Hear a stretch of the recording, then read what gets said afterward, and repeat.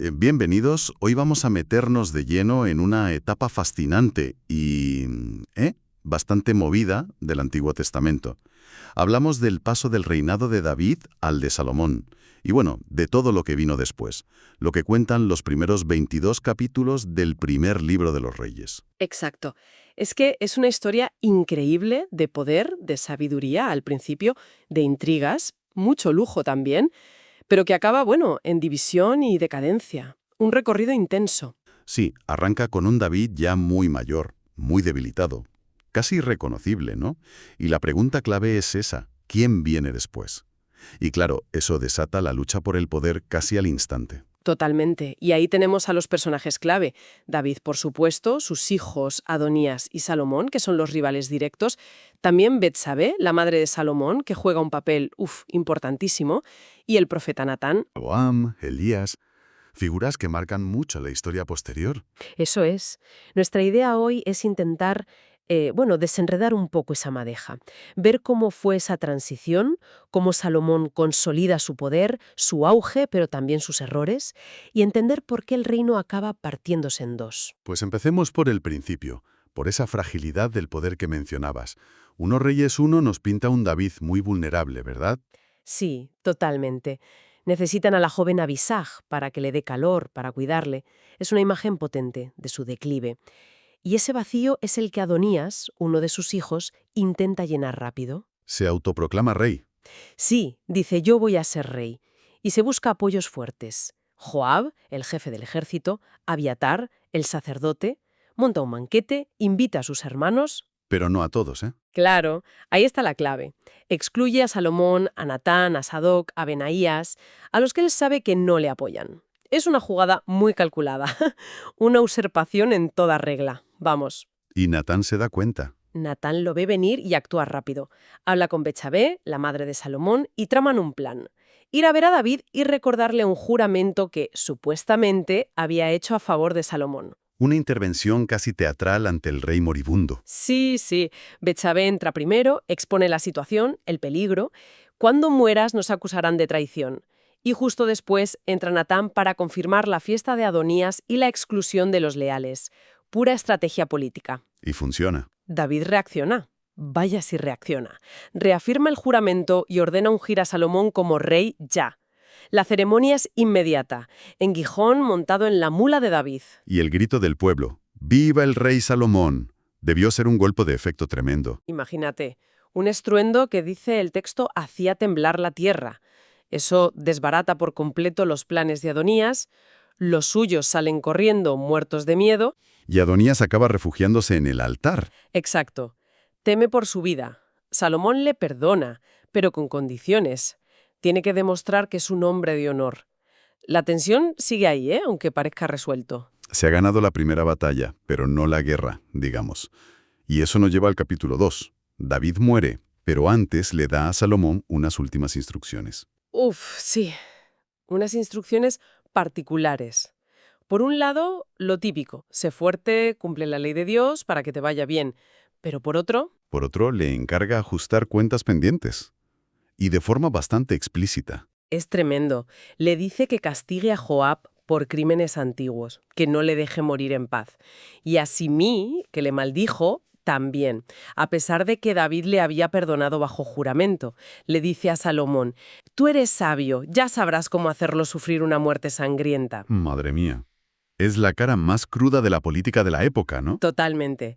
Piedad y pragmatismo brutal, todo mezclado. Y Salomón aplica esa sabiduría enseguida. Adonías comete un error garrafal. Sí, pide casarse con Abisag, la chica que cuidó de David al final. ¿Y por qué era tan grave si David no había tenido relaciones con ella? Porque en esa cultura el harén del rey pasaba al sucesor.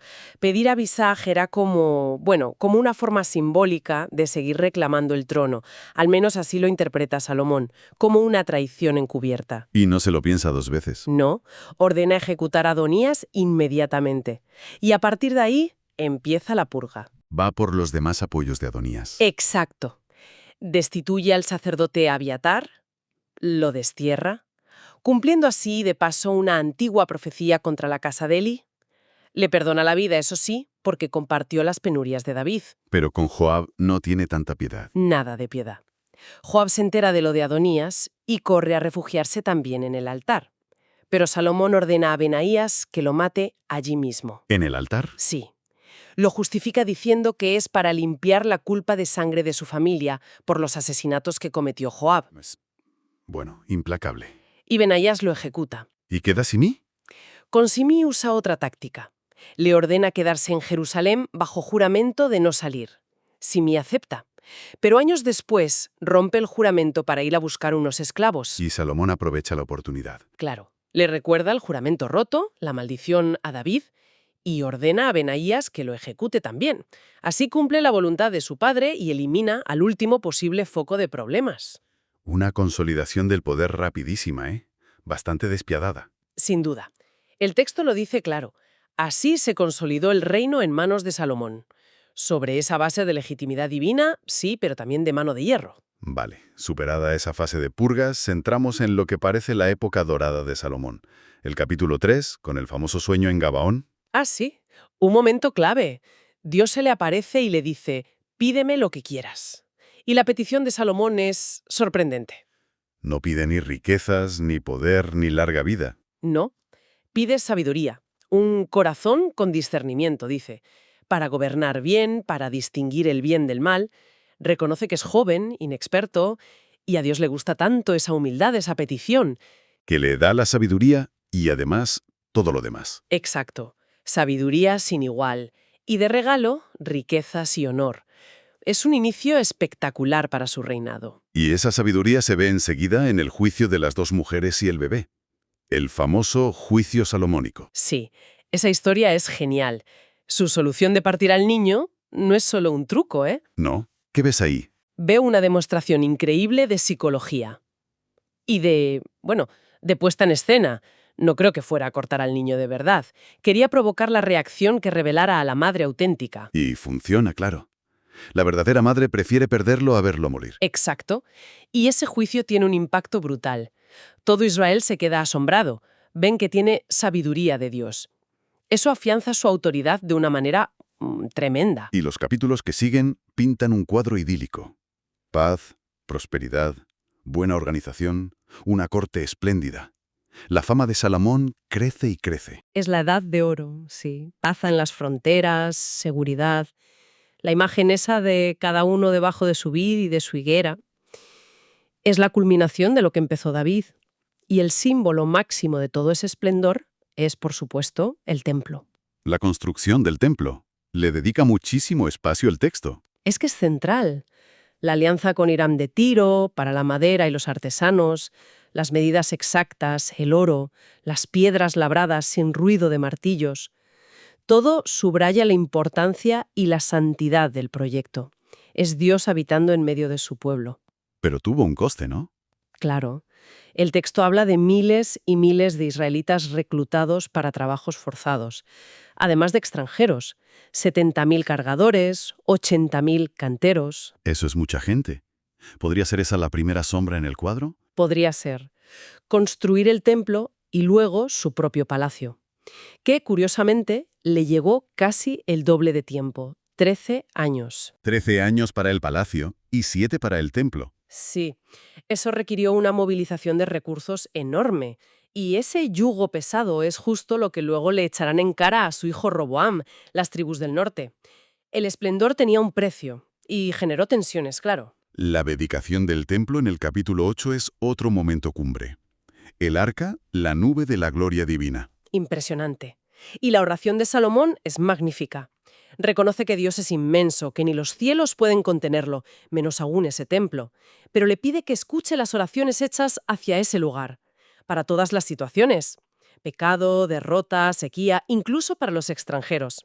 Es una oración muy inclusiva. Y Dios responde, consagra el templo, pero también le lanza una advertencia seria. Sí, en la segunda aparición, en el capítulo 9, confirma la promesa dinástica, pero la condiciona totalmente a la fidelidad. Si se desvían hacia otros dioses, advierte, el templo será destruido e Israel arrancado de la tierra. Una profecía que da escalofrío sabiendo lo que pasó después. Es tremendo. Y justo después de esa cumbre de gloria y advertencia, empiezan a verse las sombras más claramente. Exacto. Viene la reina de Sabá, que queda maravillada con la sabiduría y la riqueza de Salomón. Es como el punto álgido de su fama internacional. Pero inmediatamente el capítulo 11 nos da la clave de su caída. Las esposas extranjeras. Tientos. 700 esposas, 300 concubinas. Muchas de ellas de naciones que la ley prohibía precisamente para evitar la idolatría. Y pasó lo que tenía que pasar. El texto es demoledor. Cuando Salomón llegó a viejo, sus mujeres le pervirtieron el corazón. A pesar de toda su sabiduría, de las advertencias directas de Dios, acaba construyendo altares para los dioses de ellas, Astarte, Moloc, Quemos, en las colinas de alrededor de Jerusalén. Es increíble. ¿Cómo pudo pasar? El hombre más sabio del mundo. ¿Fue la soberbia? ¿El poder absoluto? Supongo que una mezcla de todo. Quizás las alianzas matrimoniales que empezaron como política acabaron costándole caro espiritualmente. Quizá tanto poder y riqueza le hicieron olvidar esa dependencia de Dios que mostró al principio. El caso es que su corazón, dice el texto, ya no pertenecía por entero al Señor. Y las consecuencias llegan. Llegan. Dios se enfada y le anuncia que le quitará el reino. No a él directamente, por amor a David, pero sí a su hijo. Y empiezan a surgirle enemigos por todas partes. Hadad en Edom, Rezón en Damasco. Y Jeroboam. Jeroboam es la figura clave para la división. Un funcionario suyo, de la tribu de Efraín. El profeta Ahías lo encuentra, rasga su manto nuevo en 12 trozos, le da 10 a Jeroboam y le dice: Dios te va a dar 10 tribus por la idolatría de Salomón. La sentencia de división, en un acto simbólico potentísimo. Totalmente. Salomón intenta matarlo, claro, pero Jeroboam escapa a Egipto. El escenario para la ruptura ya está montado. Salomón muere y su hijo Roboam hereda un reino aparentemente glorioso, pero que está a punto de estallar. Y estalla casi inmediatamente en el capítulo 12. Sí. Las tribus del norte, con Jeroboam ya de vuelta de Egipto, van a Siquén y le piden a Roboam que alivie el yugo pesado que les impuso Salomón. Una petición razonable, parece. Podría haber sido una oportunidad, pero Roboam se enfrenta a 2 consejos. Los ancianos, que le dicen: cede, sé amable, gánatelos. Y los jóvenes, sus amigos, que le dicen: no, sé más duro que tu padre. Y elige la opción dura. La peor opción. Su respuesta es de una arrogancia. Mi dedo meñique es más grueso que la cintura de mi padre. Si mi padre os castigó con látigos, yo lo haré con escorpiones. Madre mía. La respuesta perfecta para provocar una rebelión. Y la provoca. Las 10 tribus del norte le dicen: adiós, ¿qué parte tenemos con David? Israel, a tus tiendas. Y se acabó. Roboam se queda reinando solo sobre Judá y Benjamín en el sur. El reino se ha partido en 2. Y Jeroboam, ahora rey del norte de Israel, comete su propio gran error. Sí, por miedo a perder el poder. Teme que si la gente sube a adorar a Jerusalén, acaben volviendo a ser leales a Roboam. Así que busca consejo y... Y hace 2 becerros de oro, uno en Betel y otro en Dan. Exacto. Diciendo: aquí están tus dioses, Israel, los que te sacaron de Egipto. Es terrible. Recuerda el pecado del becerro de oro en el Sinaí, y ese acto, el pecado de Jeroboam, se convierte en una herida constante para el reino del norte. Los capítulos siguientes son bastante sombríos, ¿no? Juicios contra Jeroboam, historias de profetas. Sí, entra en juego la figura del hombre de Dios de Judá, que profetiza contra el altar de Betel.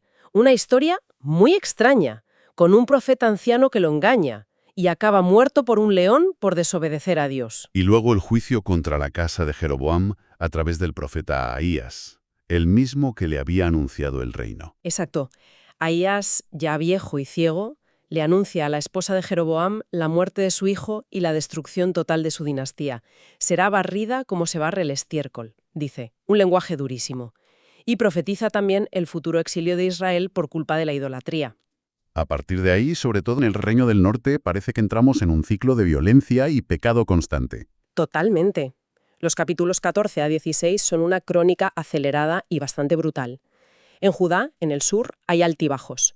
Reyes malos como Roboam, pero también reyes como Asá, que intenta hacer reformas, quitar ídolos, aunque no del todo. ¿Pero en Israel, en el norte? En el norte es un caos, una sucesión rapidísima de reyes. Nadab, el hijo de Jeroboam, asesinado por Basá. Basá extermina a la familia de Jeroboam, pero sigue haciendo lo malo. Su hijo Elá es asesinado por Zimbri mientras estaba borracho. Zimbri dura poquísimo, ¿no? 7 días. Extermina a la familia de Basá y el ejército proclama rey a Omri, su comandante. Omri asedia la capital, Tirsa, y Zimbri se suicida quemando el palacio consigo dentro. Un ciclo de violencia tremendo. Y Omri, aunque parece un rey fuerte, que funda Samaria como nueva capital. Sí. El texto dice que fue peor que todos los anteriores en cuanto a la idolatría. Siguió el pecado de Jeroboam y prepara el terreno para su hijo, Acab. Acab, uno de los reyes más infames de Israel. Sí, el texto lo dice claro. Hizo lo malo ante los ojos del Señor más que todos los reyes que lo precedieron. Y su matrimonio con Jezabel, la princesa fenicia, hija del rey de Sidón. Eso fue determinante. Absolutamente. Juntos promueven activamente el culto a Baal y a Aserá en Israel. Construyen un templo a Baal en la nueva capital, Samaria. Es una apostasía casi oficial. Y es en este contexto tan oscuro donde aparece una figura de luz y fuego, Elías. Exacto. Elías, el tisbita, surge de la nada en el capítulo 17, anunciando a Acab una sequía terrible como juicio de Dios. Su ministerio va a ser una confrontación directa y constante contra Acab, contra Jezabel y contra la idolatría que representan. El enfrentamiento en el Monte Carmelo es épico. Sí. Uno de los momentos cumbre. Elías solo contra 450 profetas de Baal. La prueba del fuego. El fracaso de los profetas de Baal, que se cortan, gritan, nada. ¿Y la oración de Elías? Sencilla, directa, y la respuesta de Dios. Fuego del cielo, que consume el sacrificio, la leña, las piedras, el polvo y hasta el agua de la zanja. Increíble. El pueblo reacciona. Caer rostro en tierra, gritando, el Señor es el Dios, el Señor es el Dios. Y Elías ordena ejecutar a los profetas de Baal, allí mismo. Después ora. Y vuelve la lluvia. Parece una victoria total. Pero dura poco. Jezabel no se rinde. No, le manda un mensaje a Elías jurando a matarlo. Y Elías se derrumba, huye. Es sorprendente, ¿no? Después de la victoria en el Carmelo. Es muy humano. Huye al desierto, se quiere morir. Pero un ángel lo cuida, lo alimenta y viaja 40 días hasta Horeb, el Sinaí, la montaña de Dios. Y allí tiene otro encuentro con Dios. Sí. Un encuentro más íntimo. Dios le pregunta, ¿qué haces aquí, Elías? Y Elías se queja. Su celo, la infidelidad de Israel, se siente solo, perseguido. Y Dios se le manifiesta. Pero no en el viento fuerte, ni en el terremoto, ni en el fuego, sino en un suave murmullo, una voz apacible y delicada. Ahí Elías se cubre el rostro. Dios le repite la pregunta y Elías repite su queja. Y Dios le da una nueva misión. Le renueva la misión, le manda ungir a futuros reyes, Hazael en Aram, Jehú en Israel y a Eliseo como su propio sucesor. Y le da una noticia importante, no está solo. Hay 7.000 en Israel que no han doblado la rodilla ante Baal. Un remanente fiel. Y llama a Eliseo que estaba arando. Sí, le echa el manto encima. Eliseo entiende, se despide, sacrifica sus bueyes y sigue a Elías como su ayudante. Mientras tanto, Acab sigue siendo Acaba. El episodio del viñedo de Nabot. Terrible. Un ejemplo brutal de abuso de poder. Acab quiere el viñedo, Nabot se niega a vender la herencia de sus padres y Jezabel monta un juicio falso, con testigos falsos, acusan a Nabot de blasfemia y traición y lo apedrean. Y Acab se queda con el viñedo. Sí, pero cuando va a tomar posesión, ¡zas!, aparece Elías. Otra vez Elías. Y le suelta una profecía durísima sobre Acab, sobre Jezabel, los perros la comerán, sobre toda su descendencia. Tan dura que Acab, por una vez, se humilla, se viste de saco, ayuna. ¿Se arrepiente de verdad? Parece que sí, o al menos lo suficiente para que Dios le diga a Elías que el castigo no vendrá en sus días, sino en los de su hijo, un pequeño respiro. Pero el final de Acab llega igualmente, en batalla contra los arameos. Sí, se alía con Josafat de Judá para recuperar Ramot de Galat.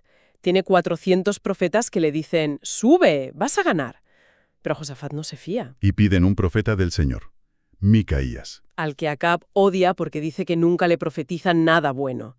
Y Micaías, presionado, primero ironiza, pero luego revela la verdad.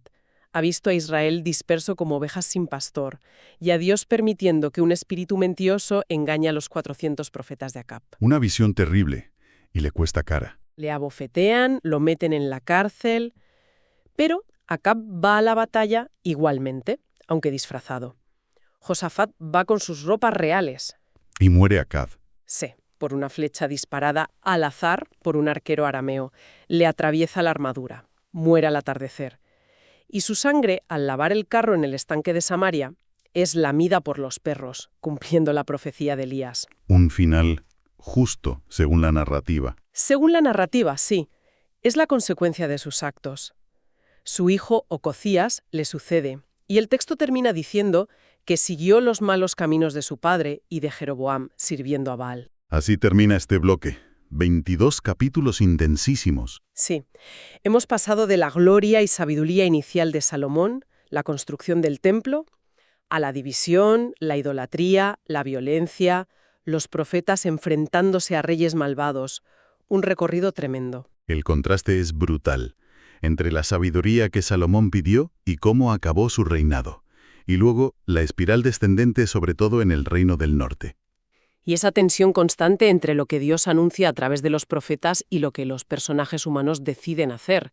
Las profecías marcan un camino, pero son las decisiones, la de Roboam, la de Jeroboam, la maldad de Acab y Jezabel, la valentía de Elías, las que van tejiendo la historia. Nos deja pensando, ¿no? ¿Cuánto margen de maniobra hay realmente? Las profecías aquí parecen cumplirse casi inexorablemente, pero siempre a través de elecciones humanas muy concretas. ¿Son advertencias para cambiar o sentencias ya fijadas? O quizá una mezcla. Es algo que da para reflexionar mucho, más allá de esta historia concreta.